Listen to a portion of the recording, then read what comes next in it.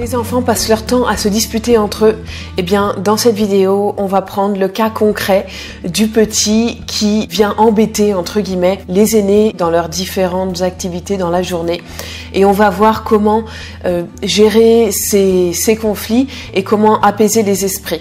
Je vais te livrer l'astuce numéro 1 pour éviter ce genre de conflit au quotidien à la maison. Juste avant de te dévoiler ça, si tu as l'impression de passer tes journées à crier, que tu as l'impression que les cris sont devenus ton mode de communication presque normal avec tes enfants et que tu as l'impression que c'est quand il n'y a qu'en criant qu'ils finissent par t'écouter, eh bien je t'invite à télécharger un guide qui se trouve autour de cet écran ou sur cet écran. Tu vas trouver un lien, tu vas y trouver les 7 clés pour nouer une relation harmonieuse avec ton enfant.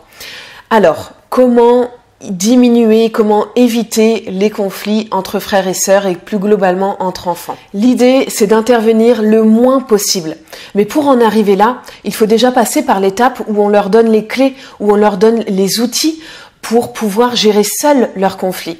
On peut pas leur demander d'emblée de gérer seuls leurs conflits. Il faut d'abord passer un temps, un moment, peut-être des mois, à leur donner ces clés-là.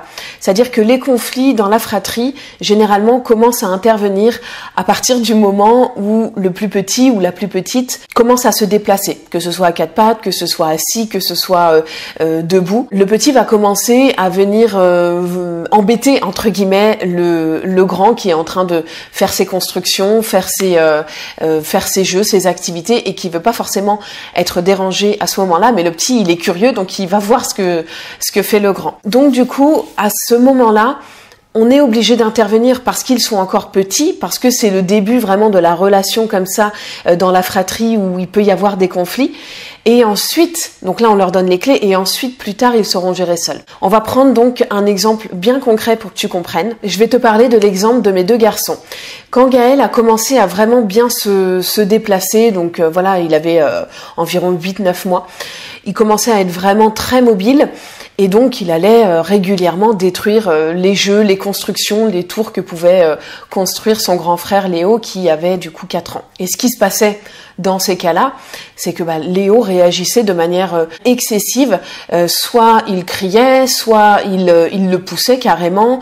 Enfin voilà, il réagissait très très fort. Déjà, faut bien comprendre que c'est tout à fait normal que Léo soit en colère, soit fâché contre son petit frère qui lui détruit ses jeux, surtout que c'est régulier. La colère, c'est normal.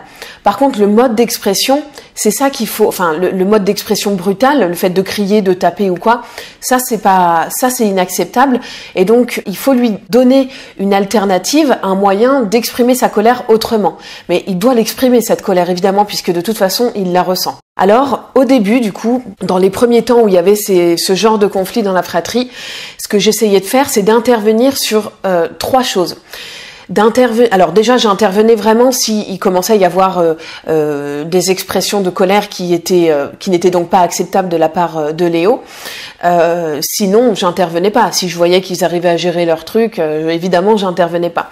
Seulement quand il y avait des expressions de colère inacceptables et voilà, qui dépassaient le cadre et les règles et le respect de Gaël en l'occurrence, j'intervenais. J'intervenais en fait sur 3 choses. La première chose, c'était pour dire à Gaël qu'il n'avait pas le droit de détruire les constructions et les jeux de son grand frère.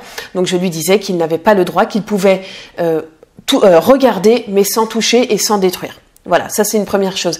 Même s'il a 8-9 mois, limite je le disais plus pour Léo, pour voir que je protégeais son activité, plus que pour Gaël qui à 8-9 mois ne comprenait pas. Mais il comprenait pas, mais il commençait à comprendre. Donc c'est quand même important de le dire finalement pour les 2 enfants. Donc ça c'est la première chose. Ensuite la deuxième chose, c'était de dire à Léo, le grand frère, de lui dire tu as le droit d'être en colère, je comprends parce qu'il te détruit tes jeux et c'est pas facile. Mais l'exprimer comme ça en criant et en tapant, ça c'est pas possible. Et donc je lui disais, dis que tu n'es pas d'accord, dis je ne suis pas d'accord Gaël, je ne suis pas d'accord pour que tu détruises mes jeux. Voilà. Donc en fait, je lui donnais une autre option de dire, et limite je lui disais, si tu veux, tu peux faire comme ça. Tu croises les bras. Léo, ça lui arrive de faire comme ça. C'est une façon d'exprimer la colère qui est tout à fait acceptable et même très bien. Donc c'est comme ça. Donc il y a un bruit fort, un mouvement du corps. Voilà, c'est une façon acceptable d'exprimer sa colère. Et puis ensuite, la troisième chose pour laquelle j'intervenais, c'était pour dire à Léo qu'est-ce que tu pourrais faire, quelle solution tu pourrais trouver, parce que Gaël était petit, donc c'était à Léo de trouver une solution pour le moment, pour que Gaël ne vienne pas le déranger dans ses activités. Du coup, la solution, moi je lui ai suggéré les premières fois, et puis après c'est lui qui suggérait par lui-même parce qu'il avait l'habitude. Les premières fois, je lui suggérais, soit tu vas dans ta chambre et tu fermes la porte, soit tu te mets en hauteur, comme ça Gaël ne peut pas accéder, donc tu te mets sur la table, soit encore tu définis un périmètre avec des chaises, enfin tu vois, tu te fais une sorte de petite cabane dans le salon où tu peux jouer à l'intérieur sans que Gaël puisse accéder. Voilà, tu trouves une solution. Ou bien tu peux donner un jouet à Gaël pour ne pas qu'il vienne jouer ou t'embêter entre guillemets sur ton activité. Voilà, j'essayais de lui proposer différentes choses. Après, c'est lui qui optait pour ce qui lui convenait le plus. Au fur et à mesure, en fait, c'est lui qui proposait des solutions. Donc voilà, au final, au bout de, j'allais dire quelques semaines, mais non, peut-être finalement vraiment quelques mois. Et encore, c'est pas encore acquis, évidemment, à chaque fois qu'il y a un conflit et une dispute entre eux. Évidemment, il y a encore des fois où je dois intervenir. Mais toutefois, il y a j'interviens déjà beaucoup moins qu'avant. À force de m'entendre, de me voir réagir de cette manière-là, à force de m'entendre lui répéter cette façon de faire, de dire à son petit frère, je suis pas d'accord, et de faire comme ça, et puis de trouver une alternative ensuite, celle dont je t'ai parlé juste avant, eh bien, à force de me voir lui donner ces options-là, eh bien, il les a intégrées et aujourd'hui, il les reproduit, il les met en application naturellement, j'allais dire. Il y a plein de fois où j'ai plus besoin d'intervenir parce qu'il y arrive tout seul. Par contre, il y a encore des fois, évidemment, où c'est trop, il y a un trop plein, il y a trop d'agitation, trop d'excitation, trop de répétitions de la part du petit frère, etc. Donc évidemment, ça explose encore et c'est normal, c'est comme ça dans toutes les fratries.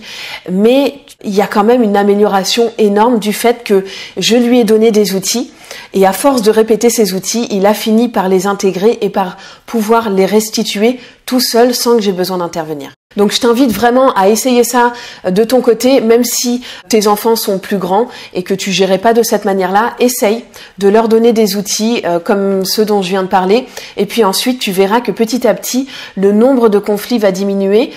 Alors le nombre de conflits va pas forcément diminuer, pardon, mais la façon dont ils vont la gérer va être beaucoup plus sereine et donc il y aura du coup moins de conflits puisqu'ils arriveront à gérer, à apaiser les esprits et à trouver des solutions par eux-mêmes sans avoir besoin de faire appel à papa et maman.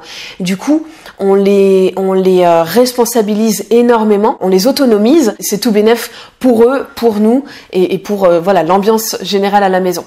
Donc vraiment, je t'invite à essayer ça. Dis-moi si ça fonctionne, dis-moi ce que toi aussi dans les commentaires tu mets en place, comment ça se passe entre tes enfants, est-ce qu'il y a beaucoup de conflits, comment vous gérez ça. Je serais ravie de lire les commentaires et puis de se partager tout ça entre parents. Pour finir sur cette vidéo, je te rappelle que tu peux télécharger gratuitement le guide qui se trouve donc sur cet écran ou autour de cet écran sur les 7 clés pour nouer une relation harmonieuse avec ton enfant et tu verras que ces 7 clés vont vraiment te permettre d'embellir ta relation au quotidien avec ton enfant, avec tes enfants et d'améliorer, d'apaiser l'ambiance générale à la maison. Sur ce, je te souhaite une excellente journée, une excellente soirée. Je te donne rendez-vous très vite sur Heureuse en famille.